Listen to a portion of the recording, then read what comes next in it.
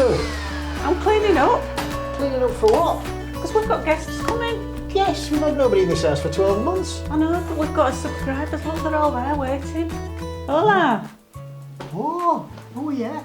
Hola, buenos días y bienvenido a Entre los Lagos. Ooh, tú aprendes español, huh? Sí, no comprendo. Today is Sunday, it's 21st of March and it's springtime. And we've got lots of daffodils, we've got flowers, I've been putting plants in my garden. Ooh. We've got the birds singing in the morning. Ooh. And we're still here in the UK. We've had our first jabs and we're waiting for our second ones in May. We're keeping an eye on what's happening in the Costa Blanca, particularly in Torrevieja.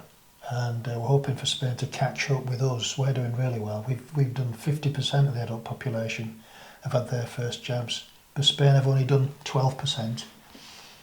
So they've got a bit of catching up to do. We're the best in the world behind Israel, so we're doing really well, and 10 out of 10 to Boris for that. Yeah, and the Valencia region in Spain is the best area as well, because they've only got about 36 in 100,000 cases. Wow, 100,000 cases, only 36? 36 cases in 100,000. And what about Madrid? Madrid is a bit higher, that's at 254. That's well higher, isn't it? I think they're the worst ones in Spain, aren't they? Yeah.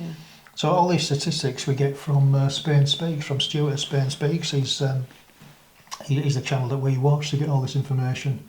And if you want to check him out, have a look in the description below. We'll put a link to it down there and you can have a look for yourselves. For anyone that's interested in the 90-day restriction since we left the EU, there's a Facebook page called 180 Days in Spain, which is campaigning for change. A few weeks ago we promoted a petition by Ronald Ireland. We also wrote to our MP. It's still going, it's trickling, and it's supposed to reach 100,000 by August. I think August 8th is the last day. And if it's reached 100,000 by then it will provoke a government debate in Parliament, in the House of Commons. But whether it's going to reach that, I don't know. It seems that our best bet really now is to hope for some sort of a bilateral agreement between Spain and UK. And I think it is possible that this could happen. From what I've read, bilateral agreements can be made between EU member states and the UK. I'm not a politician, we don't know anything about this, but all we want is to be able to come to Spain for more than 90 days in one chunk.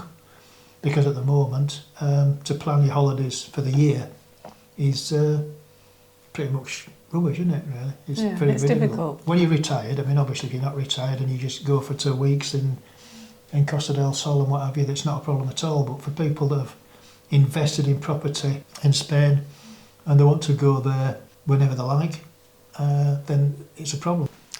There's some really great news about what's happening between the lakes. What, you mean like on our channel? No, between the actual pink and the blue lakes. Geographically you're talking about? Okay. One of our favourite bars in San Luis has got new owners.